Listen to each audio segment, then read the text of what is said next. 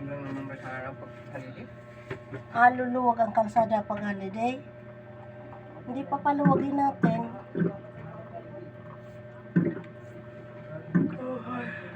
Pag holiday.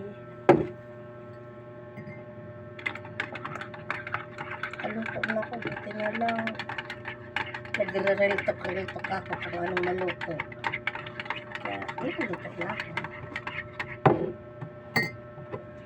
Dahil reltok.